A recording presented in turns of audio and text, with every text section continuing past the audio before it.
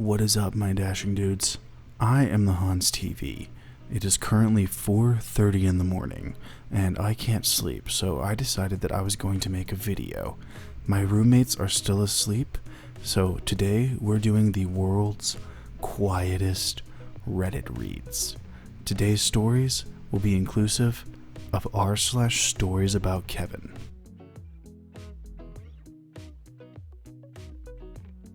First post for the day comes from an aptly named user, Quiet Orchestras. Kevin's can't follow instructions. This is my first experience having to actually work with a true Kevina. Now, this girl is extremely sweet, brings cookies to work, tells me cute stories about her son, asks me about my life, etc. Recently at work, our desks got rearranged and now I sit next to her. I work at a place that handles a large amount of various kinds of paperwork, and we have a ton of employees. We, just me and her, start getting trained on a new project. Now, this is not a particularly difficult project.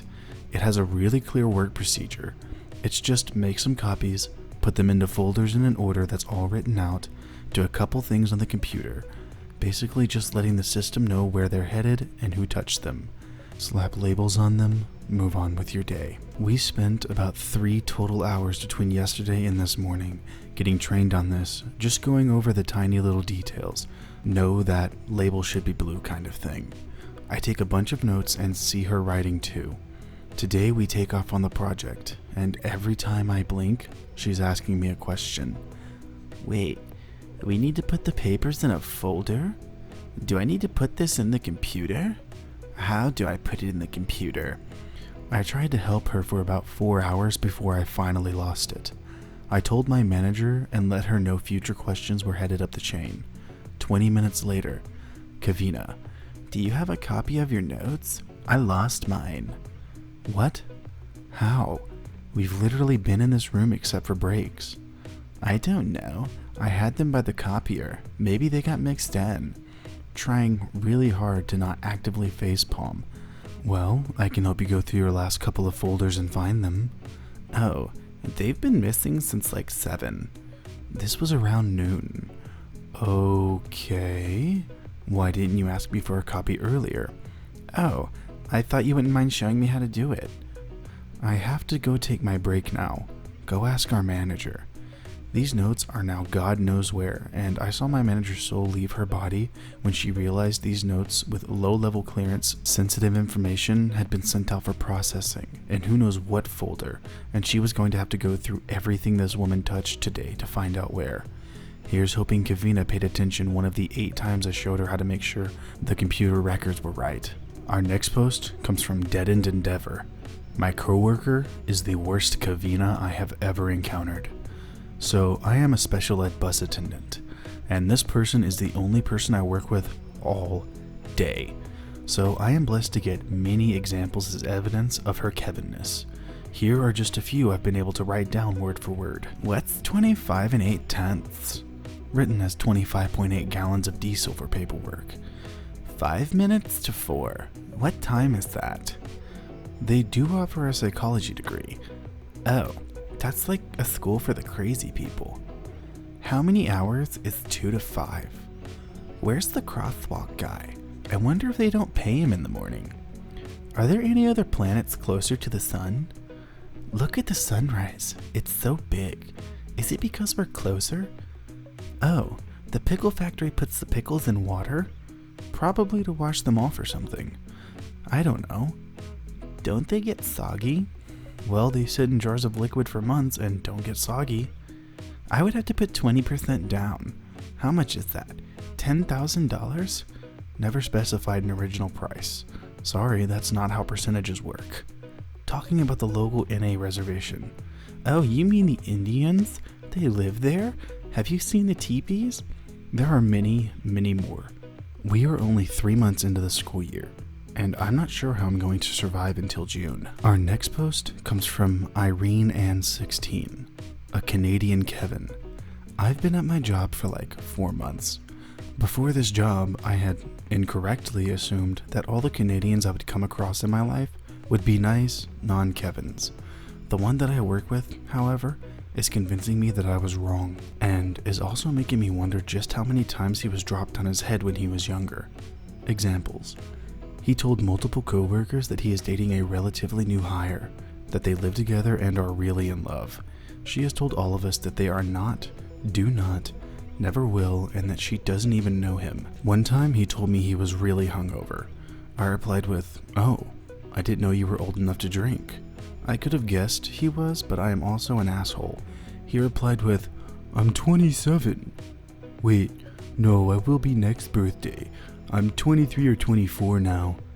Today at work, he whipped out his phone in front of the manager and asked her if she wanted to see his new project.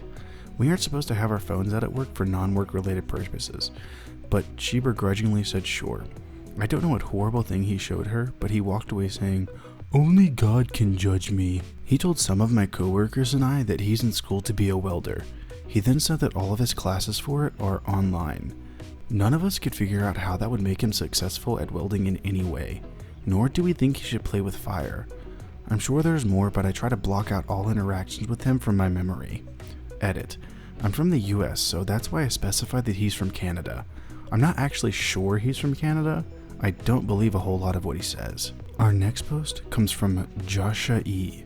Asking for help is fine, in theory. So I'm a member of a local makerspace.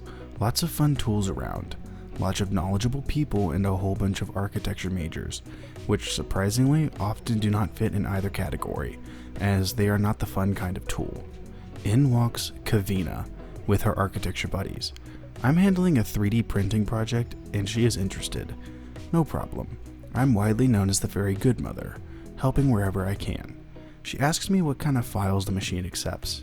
I give her the same list the dude at her table had already gave her. It's okay, I have goldfish days as well. Next, I let her watch as I get my file ready to print.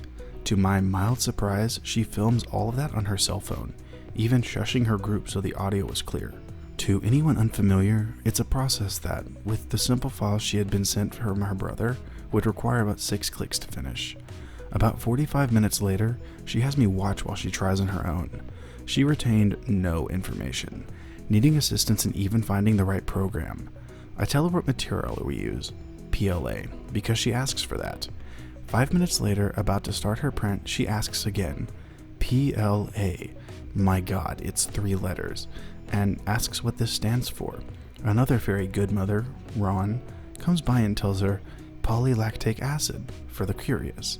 He repeats the PLA bit. 30 seconds later, she asks again. Ron sees my face and takes me to a side.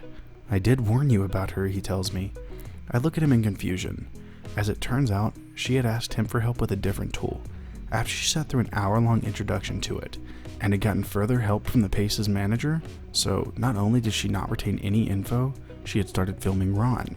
Yeah, he hates that, and acted accordingly. Reed, pissed off and rough in tone. After which she had sat next to him and started caressing his leg. He had to tell her to stop.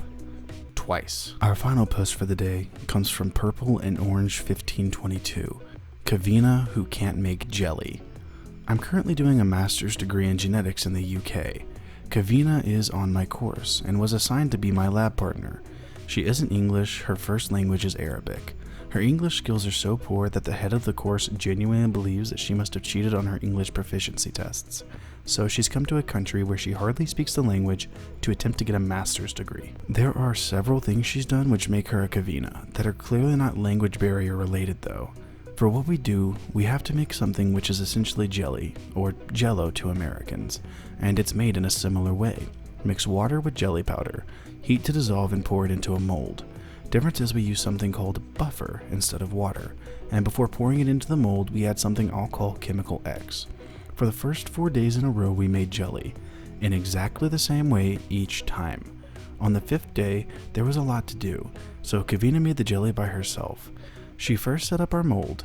It's square-shaped, with a comb put at one end to create the holes. The comb has to go at one side of it.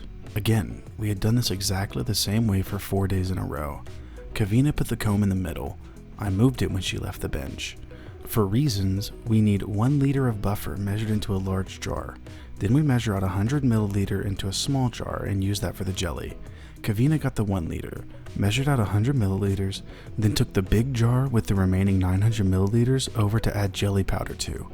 I stopped her, brought her back to our bench, gave her her small jar, and she asked what it was for. She heated up the jelly and brought it back. It needs to cool down a bit before adding Chemical X, just for safety so you don't burn yourself. When she sat down, I reminded her about Chemical X. Then a bit later, I pointed to the station where it was. Then a bit later, I opened the booklet and pointed at the instruction where it tells you what to do. And I saw her trace her finger over it twice as she read it. The jelly solidifies faster than normal jelly, and obviously we don't want to do that in the jar. Again, we had done this 4 days in a row. I gave up after about 15 minutes and did it myself. The next week we made more jelly, this time together. Kavina added the Chemical X, which is carcinogenic.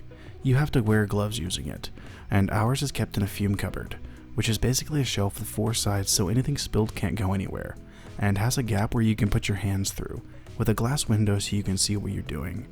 This was the first time Kavina had done this, but she had watched me at least 3 times. She decided to remove Chemical X from the fume cupboard, and get what we needed whilst holding it in front of her over the floor. She was stopped by the PhD lab tech. At this point, Kavina realized she was struggling, and decided to use her phone to take pictures of everything. This is fine, apart from she put her still gloved hand into her pocket, and pulled her phone to take photos, right after handling Chemical X. This, along with a couple of other things, got her banned from using any hazardous chemicals, less than 2 weeks into a year-long course. There are lots of other things she's done, but they wouldn't fit into one post. Well, alright my dashing dudes, that is going to do it for today's episode of r/stories about Kevin. I hope you enjoyed the stories, and if you did, I'll link them down in the description as always. And if you liked the video, feel free to sub, drop a like, and a comment down below with what you'd like to see me read next. A huge thank you to everyone who subscribed in the past few months.